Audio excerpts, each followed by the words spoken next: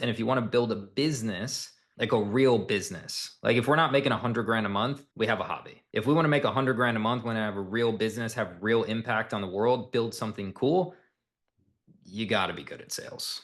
You can be liked or you can get rich and be liked later. What I mean by that, you can be liked on the front end, nobody will buy from you, very seldomly. Or you can get rich because you enrolled a bunch of prospects and those prospects will love you later.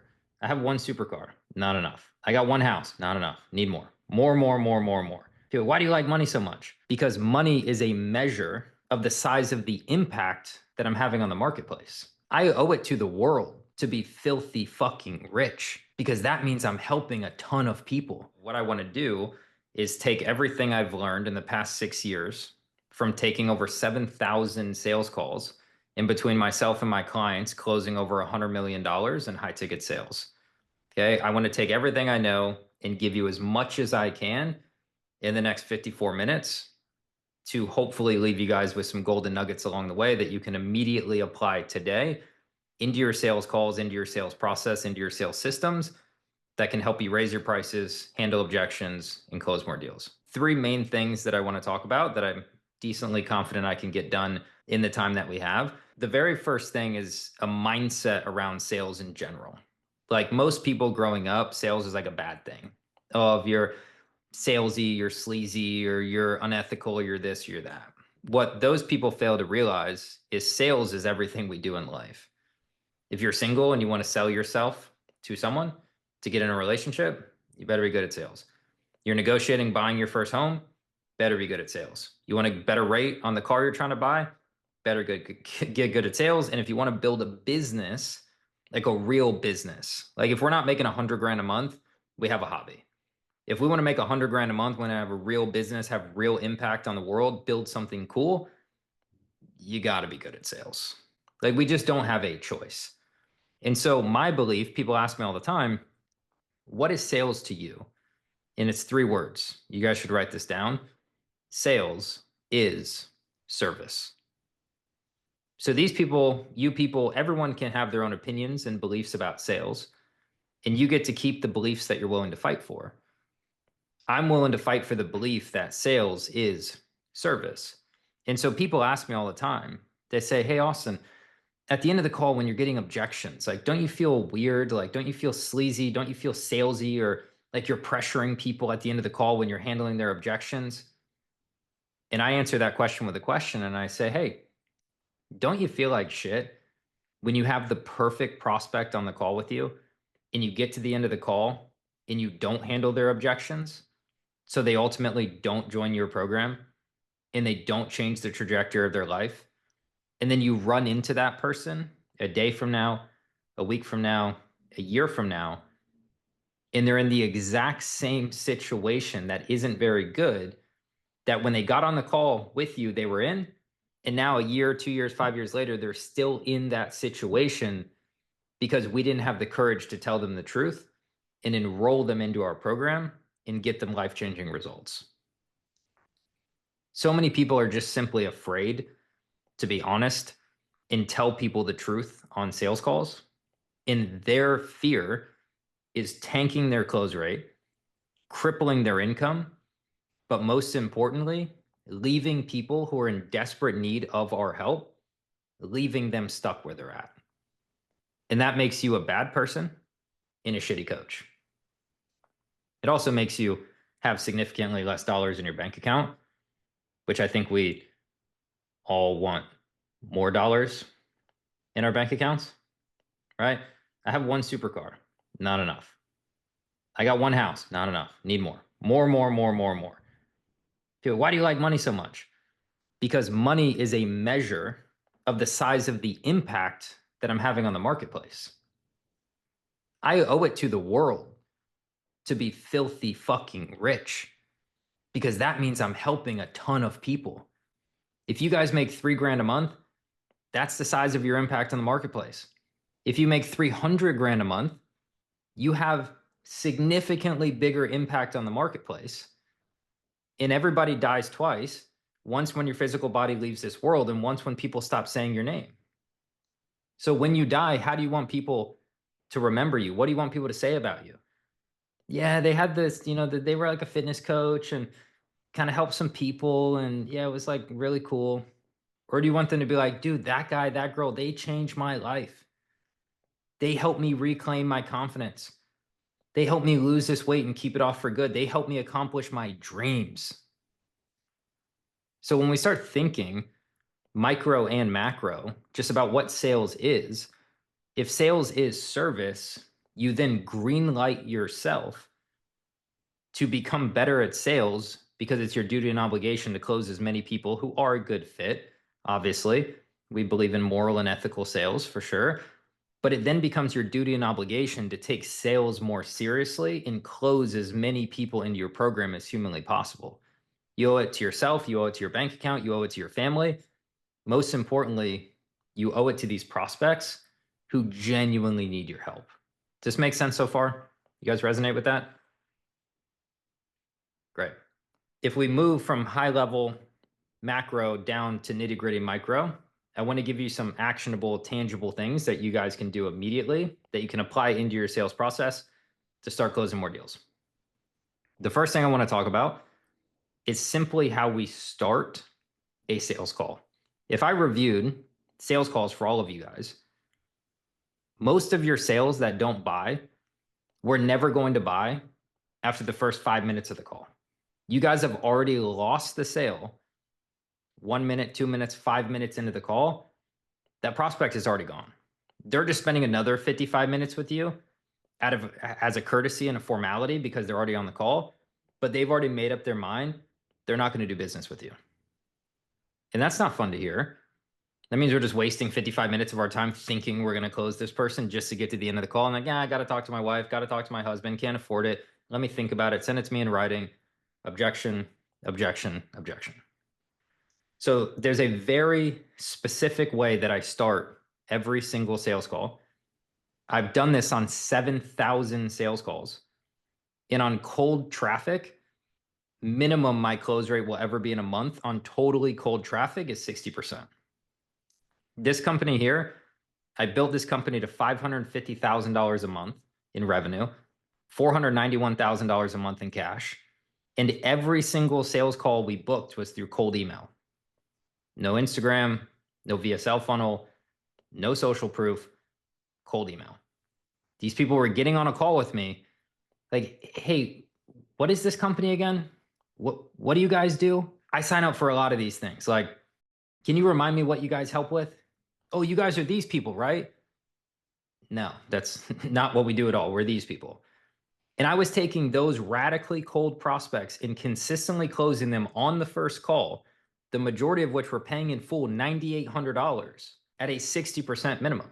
Hey, if you're watching this video and you're an online coach and your company is just simply not scaling at the rate that you'd like for it to be, if you scroll down below, my website, closesales.com, is linked below. Click on that and schedule in a call with me where I will sit down personally with you one-on-one and I'll show you the bottlenecks inside of your business and build you out a game plan and a roadmap for you to unlock these bottlenecks so you can continue to scale. If you're watching this video and you're an online high ticket closer and you're not putting $20,000 to $30,000 per month in commissions in your pocket every single month like clockwork, I'm confused. Sales is the highest paid skill set and profession on planet Earth. Sales is here to make you rich. So if you're stuck at 4, 5, 10K a month in commissions, what are we doing? Why are we not making 20, 30 grand a month? Why are we not traveling? Why are we not living the life of our dreams? Scroll down below, click the link, book in a call with me. I will sit down with you one-on-one and I'll show you how when I was a high ticket closer, I was making bare minimum on a very bad month, $20,000 per month. And on my best month ever, I did $56,000 in cash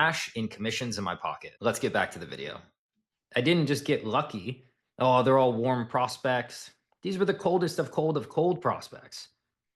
99% of the prospects you guys talk to are way hotter than these people.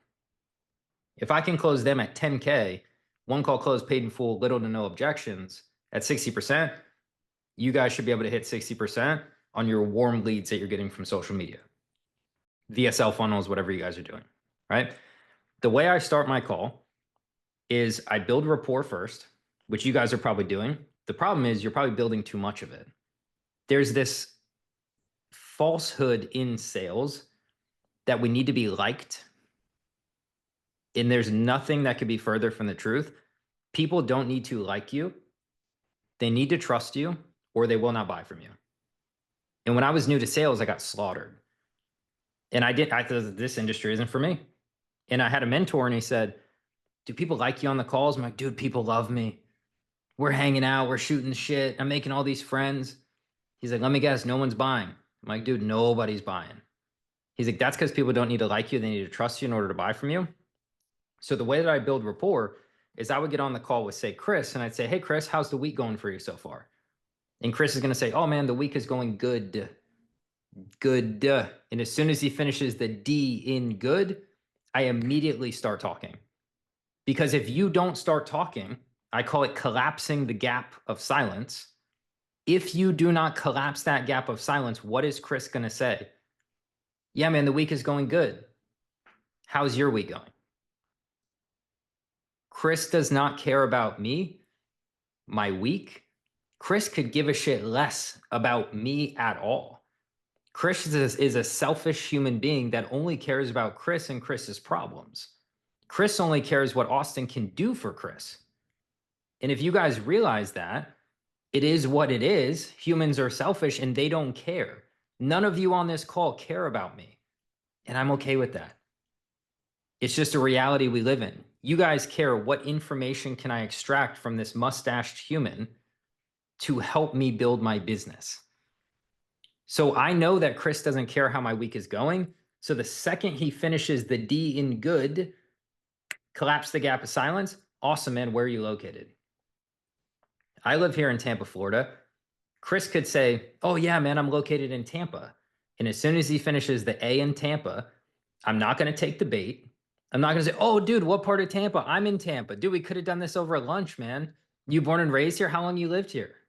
Now I'm totally off topic, talking about things that don't matter. They're wasting time. We're becoming too friendly. We've already lost that sale. So Chris says, oh, I live in Tampa. Awesome, man. So here's what I want to do. My rapport is done, and we might be 18 seconds into my sales call. Are you guys building rapport in 18 seconds, or are we building rapport for 2 minutes, 3 minutes, 5 minutes? And then we say something that we found on the internet from a YouTube video or a PDF or some low-level sales course that says, yeah, man, so like, I know your time is really valuable. So like, if it's cool, we could just jump right in. If time is so valuable, why did we just burn 6 minutes of it building rapport about a bunch of shit that doesn't matter? And when you tell the prospect your time is valuable, you're now putting their time above your time, and you're no longer the authority on the call, and you've already lost that sale. So instead of saying, oh, our time is valuable, let's jump in, I don't waste time saying that, and I just jump in. So Chris says, I'm in Tampa. Awesome, man. So here's what I want to do. Like, I want to do this because this is my sales call, and I'm running it with what I call authoritative leadership, because I have what you need and you need to follow me. I will lead you to the promised land. That is why you're on this call, so I can help you. So awesome, man. Here's what I want to do. I have the notes you sent over before the call, so I have a good understanding of where you're at and where you're looking to go. But I definitely have some additional questions. I want to dive a little bit deeper. Really, I just want to see if I can help you. If everything looks good, I'll build you out some higher level strategy and show you what it would look like to partner up. And if everything looks bad, I laugh. Hopefully at the very least, I can point you in a different direction. Cool? They're going to say cool. So that's a frame. What I'm doing in that frame is I'm acknowledging that they've already filled out an application and I have the notes and I've reviewed it. I'm up to speed. I'm also telling you that I have more questions because I want to dive deeper. And the purpose of asking you more questions and diving deeper, I just want to see if I can help you. If I can help you, I'll pitch you my program and show you how. If I can't help you, you'll still get value from this call because I'll point you somewhere else. Cool? They say cool. Rapport, frame. Then I go to pain. Now, a lot of people will teach you when you do pain to start by saying, yeah, so what's going on in terms of your fitness and health that's not where you want it to be that's got you on the call today? But we have to understand there are pain-motivated prospects and there's goal-motivated prospects. And I guarantee this has happened to all of you guys. where if you start with a super strong pain question, your prospect will build a wall and throw it back in your face and say, no, man, everything's good. Like, you just reached out to me and said we should jump on a call, so I'm here. Or, yeah, man, I just wanted to figure out what you do. Those are goal motivated prospects, and you're kind of taking a gamble here. 80% of the time, they're going to be pain focused, but the other 20% of the time, that prospect's going to throw it back in your face. And again, our authoritative leadership is falling off a cliff. So my pain question is radically neutral.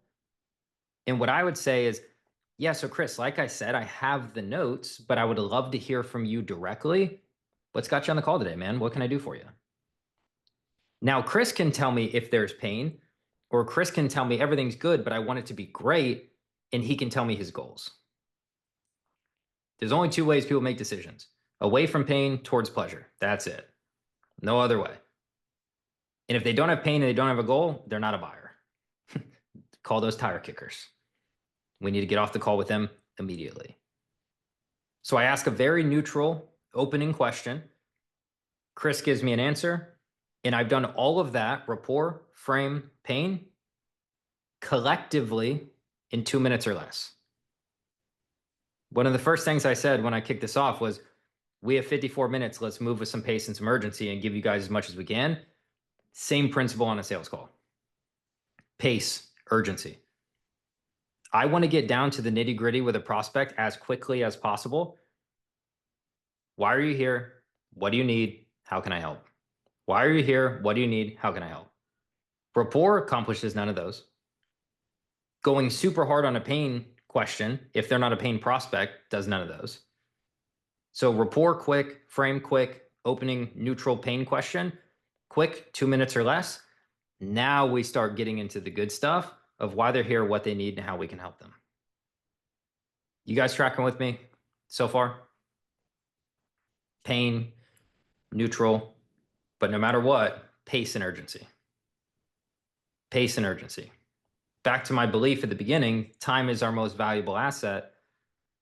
I do not want to waste my time on a sales call with someone who's not paying me money. I have 11 hours of meetings today. On the hour, every hour, 11 hours straight.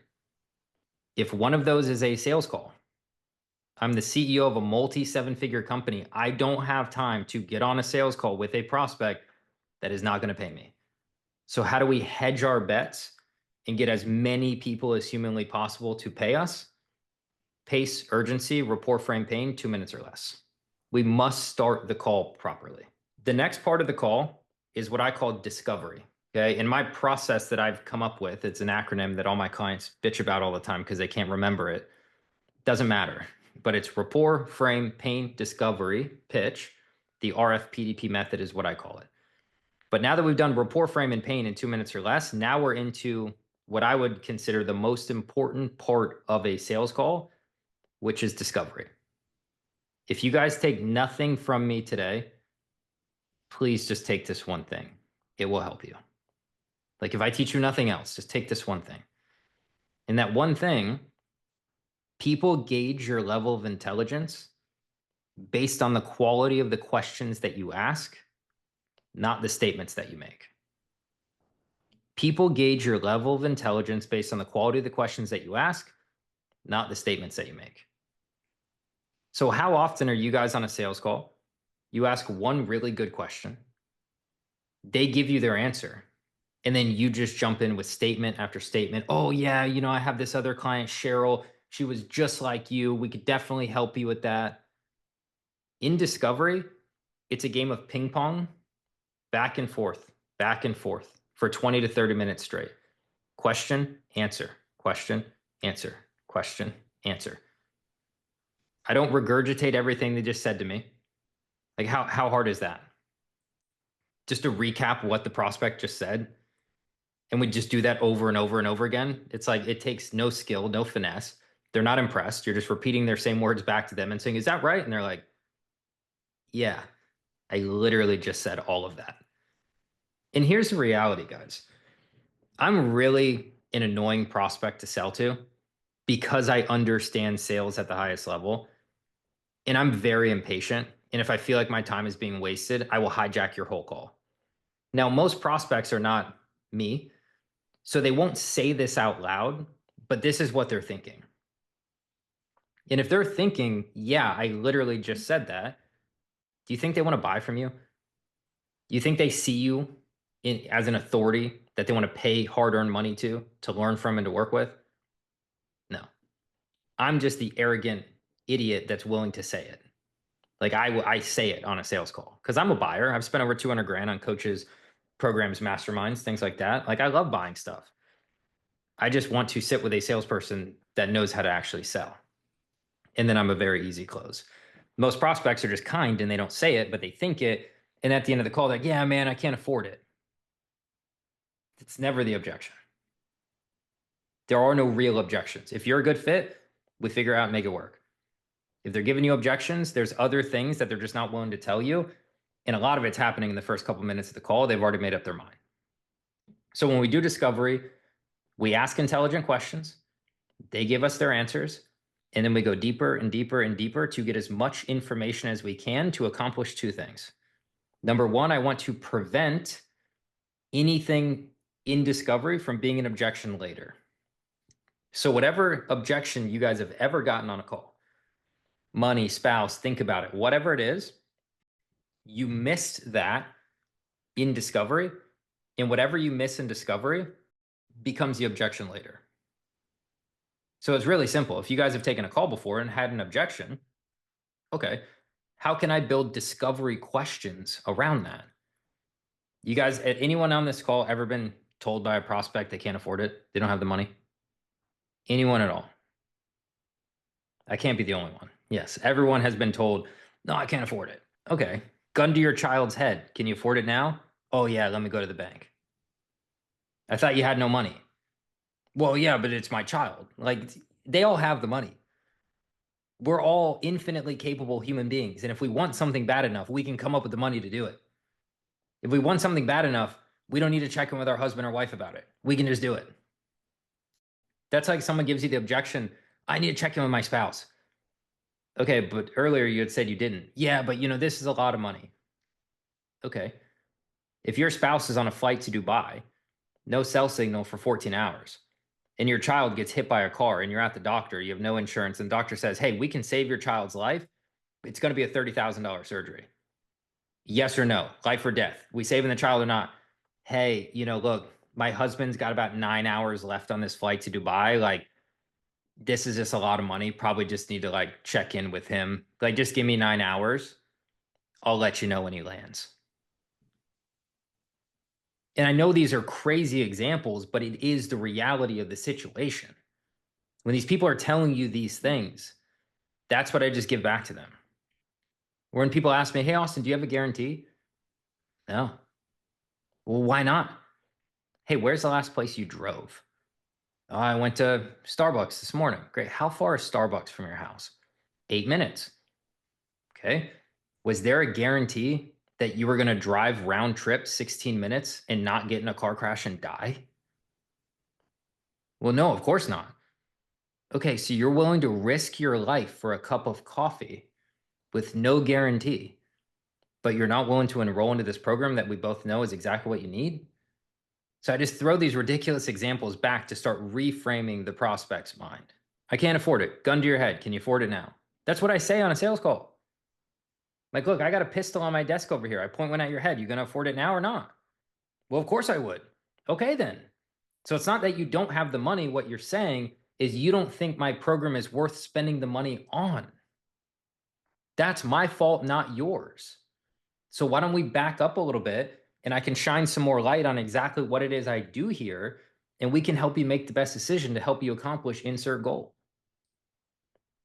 So discovery does two things. It gives us the ability to prevent objections. When do you want to start? How much money do you have to put towards this? Anybody else you need to check in with? And the only time I break my ping pong back and forth of QA, QA, QA is when I hear a potential objection. I then stop my discovery and I attack that objection. And if I cannot get through that objection right then and there, I do not continue with the call. I'll give an example. If they tell me, hey man, yeah, I'm a weight loss coach. Hey, I really want to lose weight. I'm going to Europe for 3 months. I'd start this when I get back. Is that an objection that's going to prevent them from giving me their 16-digit credit card number today? Yeah. So I'm going to stop my discovery and I'm going to handle that objection. And next, we're going to teach objection handling, but I'm going to handle that objection. If I can get through it, I can reframe their brain. I can help them realize that waiting is not an option and they need to do it today. Great. We just keep rolling. If they are dead set on waiting 90 days, bye. Let's chat in 89 days from now. I'm not spending my time, my most valuable asset, on a call with someone there's a 0% chance I'm going to close today. Because 90 days from now, when they circle back to me, you think they're going to remember all about my program? You think my price is going to be the same? So many things can change. And then guess what? You got to re-explain everything over again. So why do I want to do the same thing twice? I don't. So I just get off the call and say, hey, man, let's circle back up when you get back from Europe. The second thing that a deep discovery does, it gives you more information that you can then go customize your pitch with. The more information we have, the easier it is to customize our pitch.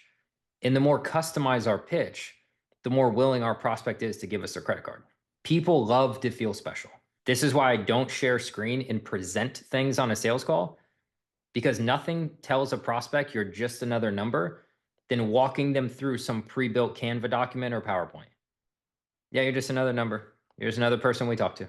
Let me show you what I show everyone. Can it work? Yeah. But will you double your close rate if you threw that in the garbage? Yeah. People love to feel special. So when I'm just asking them deep, intelligent questions and discovery about them, it makes them feel special. Like, wow, this guy really cares about me. This guy's not just rushing to close me. This guy really wants to understand me and my life and my business and my finance. Like, he wants to make sure that I'm a good fit for his program. And what you're doing there is you're aligning the prospect's heart with you as the coach. And then when you do your pitch, you're aligning their head with your program. We need those two things. We must align a prospect's head and their heart, or they will not buy. Discovery is where we get them emotionally bought into us, where they are eating out of our hands saying, I don't know what this guy sells. I don't know what this guy charges, and I don't care. I want it. So emotionally, they're buying in with us. And then our pitch is just logically point A to point Z. Here's the steps we need to take. Here's how we're going to do it. Now, logically, the program makes sense. Alignment, sale made. If people feel like they want to work with you, but they don't understand point A to point Z, they won't do it. If they understand point A to point Z, but you didn't spend enough time in discovery to show them that you actually care about them, they won't do it. So we must do both. And the easiest way to do that is in discovery, 15, 20, 25 minutes, however long it takes, to uncover all of the important information about them so we can prevent objections, we can customize our pitch. Most of my clients, I've worked with over 500 of them, they all come to me wanting the same thing. I want to objection handle. How do I objection handle? How do I handle objections? Okay. If you do a better discovery, you will no longer get objections. And if you do, very seldomly, and it's really not an objection to your program, it's just a logistic around timing, money, whatever. I would rather handle logistics than I would objections. But let's just say we get to the end of the call and we do get objections. I wanted to give you guys a 3-step framework that you can use to handle every single objection the exact same way. Because there's a lot of objections, guys. I've taken 7,000 calls. I've heard everything. Everything you've heard, times it by a lot. I've heard it multiple times. I've had people go on the internet in search if Mercury was in retrograde. Not a good time to make an investment if Mercury is in retrograde. I had a lady have a necklace on and lean forward and spin her pendant on her necklace. And I just sat there and waited for 30 seconds in anticipation, like, what's going on with this necklace? And then it stopped spinning and she goes, great, let's do it. And I was like, great, let's do it. And I collected her credit card and she paid. And then I said, hey, real quick, what was that? I just had to make sure the universe and the energy on this call was aligned to buy. I've heard every objection. You name it, I've heard it. Okay. There's 3 steps to handling any objection. Mercury in retrograde, I can't afford it, spinning the necklace. There's a way to handle all of these things, okay? The first thing we need to do is we must isolate that this is the only objection. If there's 12 objections, it's very difficult to handle all 12 at once. So if they're like, yeah, man, I just need to check in with my spouse. Great. What's your spouse's name? Oh, it's Stacy. Cool. Hey, hypothetically here, let's say you were single. Stacy didn't exist. I don't know, you're divorced for a minute. Okay, hypothetical. If Stacy didn't exist, would you have a credit card in hand ready to get started right now? So what I'm doing there is I'm removing their friction point and saying, hey, play a game with me. Let's remove Stacy for a minute. You're divorced. Would you do it? And if they say, yes, I would do it, then I know Stacy's the only objection. Hey, I can't afford it. Great. Let's say the program was $10 instead of $10,000. If that was the case, would you have a credit card in hand ready to get started right now? I'm anchoring to right now. Not next week, not next month, right now. I want to be paid now. Hey, I know you want to see everything in writing, but like if you didn't, or if you already had everything in writing in front of you, would you have a credit card in hand ready to get started right now? If the answer is no, there's other objections. And we need to then go figure out what those other objections are, because they're probably way more important than whatever the first objection they told you was.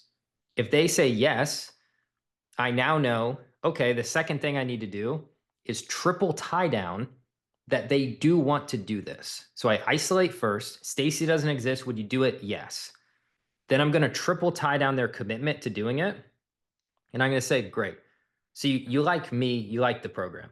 Yes, that's one tie down. Cool. So you want to enroll into the program you're confident would help you. Yes, that's two tie downs. Great. And you'd be ready to jump in right now. It's just a logistic around money or a logistic around Stacy. Yes. So I now have yes, yes, yes. I like you. I like your mustache. I like the program. I don't care what the three triple tie downs are. I just need three yeses.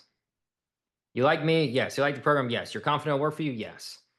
The three tie downs don't really matter. I just need them to keep saying, yes, I want to do it. I want to do it. I want to do it. It's just this one thing. And in this example, we're talking about Stacy. Third step, now that we've isolated, we've triple tie down, then we can handle the objection. What most people do is they hear an objection, they immediately start to handle it. And there's probably a good chance there's other objections on the table. They didn't triple tie down for the prospect to say, I want to do it, I want to do it, I want to do it. Yes, yes, yes. And they just jump into handling it. And when you just go straight to handling an objection, kind of like this. You prospect, you're just butting heads. You throw out solutions, they say no. Now you're getting no, no, no, rather than yes, yes, yes. You're just fighting these people. Rather than fighting the people, I want to walk around to the other side of the table and I want to put my arm around them and say, hey, we're going to figure this out like a team. I'm not trying to get you. I'm trying to help you. I'm not trying to sell you. I'm trying to change your life. If we're like this, walls are being built higher and higher and higher. Becomes impossible because the temperature in the room gets too hot. Prospect gets burnt out. Exit the call. Never hear back from them again. Those are the people that will book a follow-up with you just to get you to stop talking, to get off the call with you. Never talk to you again. And then you wonder why you keep booking on these follow-up calls and people don't show up. That's why. The way we handle the objection is two things: masculine and empathetic. You can't have one without the other. And if you don't have both, you won't handle the objection. Masculinity is me almost being condescending, talking down on them, telling them the truth that doesn't feel good to hear. And then I instantly, as soon as I stop being masculine, I drop into an empathetic frame. And then I lower my tone and I say, look, Chris, I'm just saying this because I care. I'm just saying this because I really want to help you. I think most salespeople or coaches who do their own sales, most people who are on sales calls, just simply afraid to tell people the truth. We have this deep, weird desire to be liked. We want people to think highly of us. We want people to like us. I really don't care. Like, I am so far away from caring if people like me. I just want to help people. And to help people, sometimes you got to tell them the truth. You got to be honest with them. And the truth kind of hurts. You guys ever had someone be truthful with you? And you're like, man, that really sucks to hear, but you're right. Hand of accountability fucked up. You're right. Let me get better here. That's how we grow. That's how we make change. So why are we so afraid to tell these prospects that genuinely need our help? Why are we so afraid to help them by just telling them the truth? You can be liked, or you can get rich and be liked later. What I mean by that, you can be liked on the front end, nobody will buy from you, very seldomly. Or you can get rich because you enrolled a bunch of prospects, and those prospects will love you later. Those prospects will come back to you later. Dude, thank you. Thank you for getting me out of my own way. Thank you for changing my life. Thank you for helping me with whatever your offer helps them with. I would not be able to do these things, live this life, be on this amazing trajectory without you. I have about 25 hours of testimonials on my website. And in multiple of those testimonials, people say the same thing. Dude, when I hired you, I didn't even like you. And I'm like, well, why'd you hire me? Because I trusted that you could solve my problem. I say, do you like me now? And they say, no, I love you now. You've helped me make this much money. You've elevated my mindset. You changed the game for me here. You did this, you did that. They're like, dude, don't create any more offers. I will buy them. And they love me later. So I want to get rich now and be liked and loved later, rather than being temporarily liked just for that prospect to hate me later anyway.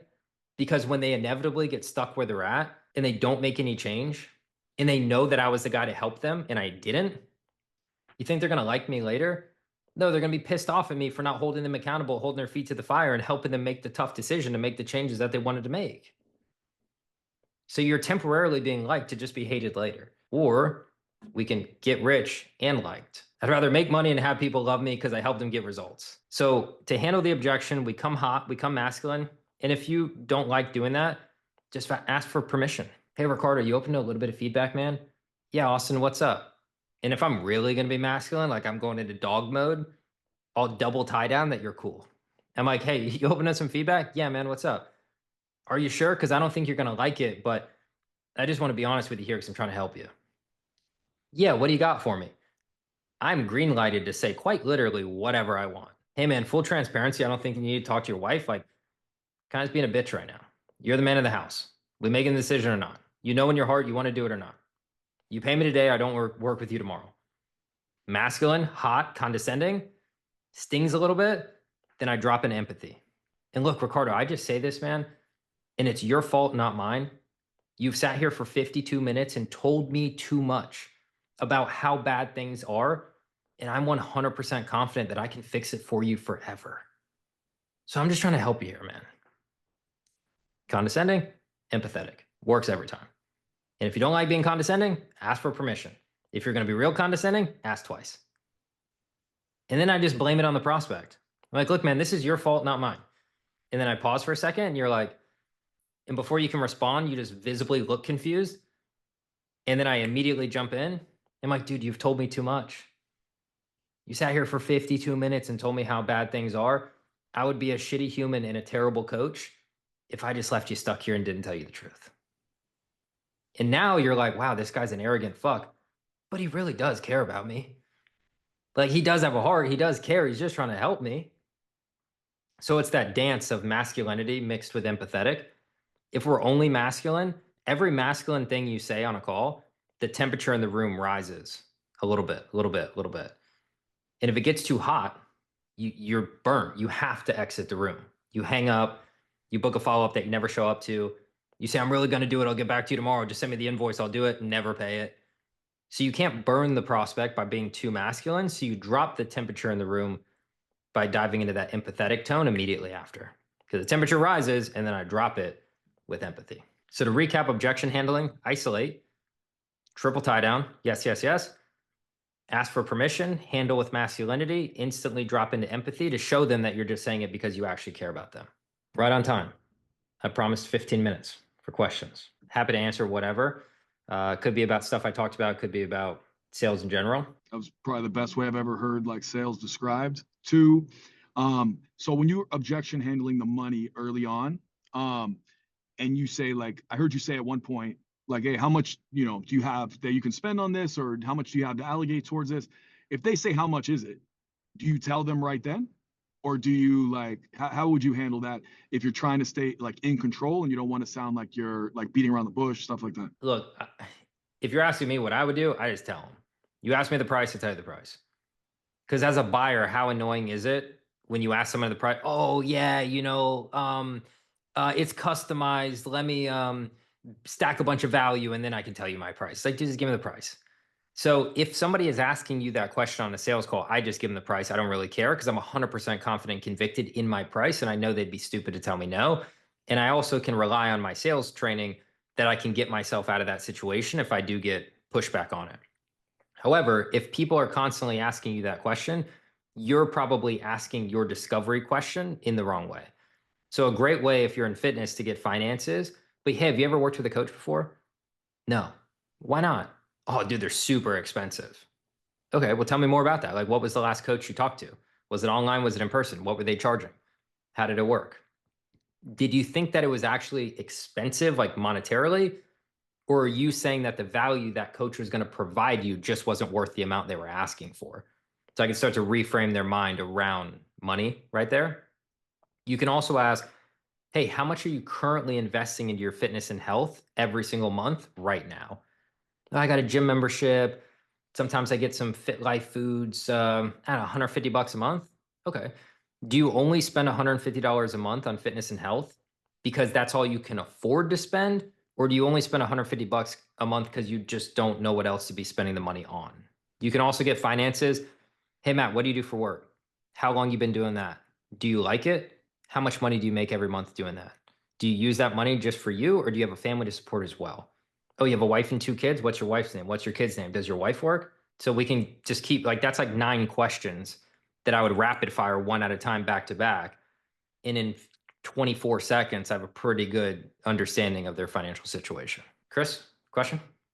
Very valuable. Thank you so much for this. This is awesome. The Starbucks thing just blew me away. So the question I have for you is, you mentioned before we started our call that I need to raise my prices. So where I'm at is I just started with AR funnel, and I want to continue to build my reoccurring revenue with month-to-month payments right now. Get away from the PIFs just because I feel it's easier to sell. So I have been keeping my prices lower, but you said to raise my price. So I've dropped my monthly payment for weight loss from anywhere from 250 to 350. What do you think I should do then, price wise, to raise my price and not really give a shit whether or not they can afford it or not? But this is the price, and the price is what it is. Here's the reality of when you raise your price. People get better results. When people pay, they pay attention. So the more it hurts financially, the more seriously they're going to take your program. And if you're so good at what you do and so confident that you can help me, why is it so inexpensive? So a low price actually builds distrust. And what I found from doing this with over 500 coaches in the past 6 years, the higher the price, the easier to sell. The easier for your clients to get results, the easier for them to stick to the program. Everybody wins with a higher price. You make more money, they get better results, you get more testimonials and referrals. I mean, dude, you could easily be charging 500 bucks a month. Right. That's $6,000 a year. In reality, how do we put a price on health? It's like I could have all this cool shit, but if I'm unhealthy and die 15 years earlier because of my health, like what was the point of having all the cool shit? Oh, I can't afford it. Time out. Hold on. Are you saying that you can't afford to live longer and be a better husband and have more energy for your kids? Like, I'm just curious, how are you putting a price on that? If I was 87 pounds overweight like you are, I'd cut my left arm off to lose the weight and to stop feeling anxious and depressed and looking the way I look. So I guess I'm just curious, what you can could you just say that one more time exactly the way you just said it? Now the prospect, their brain is melting and they're like, oh, I think I just said something stupid. I'm constantly just making them feel stupid for whatever their objection is because it is stupid. If I'm confident I can help you and I've done a good sales call, you need to buy it. So for you, I mean, dude, if your close rate's 95%, I mean, yeah, dude, the market is telling you. And if what I'm telling you on this call, you're like, wow, I've learned something, that means that you're probably good at sales, but you could be way better. And if your good salesmanship has a 95% close rate, I would just double my price and get really great at sales just to be able to handle the objections and charge way more. Got it, man. Thank you so much. You're a G. What are your thoughts on dropping pricing at the beginning of maybe after discovery or just more towards the front end of the call? If you drop the price at the end, then the price is at the forefront of their mind rather than all of the value of your actual program that they just went over. Whereas if you price drop on the front end of the call, then what's in their mind is all of the value that you've showed them that you offer. Or there's a wall because they hear a price with no value and they've already built a wall and they're like, I'm not spending that kind of money today. So I think it can work. The reason I've designed my sales process the way I've designed it is because it will work for every single prospect from every socioeconomic background and walk of life. Yeah. Where that can work, you just don't know if it'll work and it's kind of a gamble. So if I know that price could be a concern for somebody, what I do is I drop my price inside of a testimonial. So right before my pitch, I'm like, yeah, I worked with this other guy just like you. I took him from 9K to 100K a month in 30 days. I mean, dude, the guy literally paid me 10K and I 11x'd his business in 30 days. Yeah. So I like drop my price in a testimonial. I'm not saying that's what I'm going to charge you, but it is what I'm going to charge you. So it kind of softens it and starts seeding the fact of like, I'm not a $500 program. Yeah. Okay. That works really well. Yeah, that makes complete sense actually. All right. The only time I drop my price early is if like I don't think they're financially qualified. Like, look, man, I'm definitely confident I can help you. It sounds like finances are like crazy tight. My program's 15K. I just want to see if that's remotely possible for you, if we're on like 2 different planets right now. If it's remotely possible, we keep the call going. If they're like, I don't care what you're selling me, I ain't paying 15K for it. I'll give you my McLaren out of my garage. You wouldn't pay me 15 grand for that? Nope, don't care. Bye. Like, okay. I mean, if that did, you get to keep the beliefs you're willing to fight for. You don't want a $250,000 car for 15 grand. You need to go to a therapist, not hire me. Yeah. Cool. All right. Thank you, bro. Yeah. Steph, you have a question? Yeah, man, this was really good. I appreciate you and your time. You talked about earlier, you said whatever you miss in discovery becomes an objection, which I thought was super good and valuable. When it comes to discovery specifically, just some specifics inside of that, should we base that discovery or at least part of it on the main objections that we've been getting so that we can uncover that, at a faster rate? Or are there specific things that you're kind of looking for inside of the discovery? So I'm looking for, and I'm not going to go through this, but here, quick, take a screenshot. There you go. This is what I give all my paid clients. You guys can all take a screenshot of that. Those are my 11 discovery topics that I look for. And by look for, I mean I go through on every single call without fail. Now, some of these are deeper than others. Sure. If I say, hey, you got a partner? Fuck no, I'm divorced. I'm single. I don't have a partner. Great. Next. Where something else might be way deeper. And every prospect is dynamic and different. Right. And I don't know the level of depth for each of these 11 topics. But I know that I'm going to start with pain, which is what I taught you. And I'm always going to end with trust by saying, hey, you've been following me for a long time, or am I a little bit newer on your radar? Okay. Because if they're newer on my radar or I'm new on their radar, then that gives me a nice clean transition into my pitch so I can brag on myself and tell you I made $100 million, blah, blah, blah, blah, blah. And you're like, oh, wow, I didn't know all that. And then now I have momentum into the rest of my pitch where you're actually paying attention because you trust what I'm saying. Got it. But yes, I think a good place for you to start is if you're getting objections, then yes, you should make sure you're going deep on whatever common objection you're getting because you're obviously missing it consistently. Great place to start. Absolutely. And then when you get really good, then you hit all 11. You hit all 11, you have a 60% close rate on cold traffic every day of the week. Awesome. Appreciate you. Of course. Ashley, last question here. My question is do you change your script at all with the masculine and empathy when you guys are talking to women? Does that ever backfire? Maybe very slightly, but Okay. not anything dramatic. Okay. Because at the end of the day, look, if you're a super like empathetic person and that's the way you're going to coach inside of your program, then you want to have something that's congruent for you. But I would assume most of you guys in your program are going to have bits of masculinity if your clients aren't doing what they said they were going to do. You're going to hold them accountable, right? If not, you're probably Right. in the wrong industry. And you're going to hold the most feminine, empathetic woman accountable. It's like, look, Stacy, you paid me good money. Like, are we doing the work or not? Right? You're going to have Right. those tough conversations with your clients. So I'm just showing them on a sales call what it's going to be like to work with me. And these people would rather pay more money for the right thing than less money for the wrong thing. And paying more money for the right thing is having a coach that they trust is going to hold them accountable and push them in the direction of their dreams. Mhm. So masculine or feminine, I'm just showing them what it's going to be like to work with Okay. me. I'm not going to let them make excuses and not get results because I care more about their results than they do right now. Right. So maybe gently, slightly, potentially, but not anything crazy dramatic. Okay. Awesome. Thank you so much. I would also think, based off of that, right? Correct me if I'm wrong, Austin. The client that's going to give a ton, or the prospect rather, that's going to give a ton of like pushback to that. What a headache of a client Yeah. that you can't take any type of like criticism whatsoever. And I've got to hold your hand through every step. And like all of my words of me being honest are going to be emotionally triggering. It's like, ugh. Very good. Very good point. Yes. It's like, dude, you can't take the heat, get out of the kitchen, and stay overweight the rest of your life. I'm not going to put a gun to your head, make you do it. Like, just keep doing what you're doing. Sounds like you're happy where you're at. But yes, I mean, if I get on the call with someone like in the UK or certain countries, they like to chat a little bit more. So it could be off putting if my rapport is too quick, and I'll kind of pick up on that.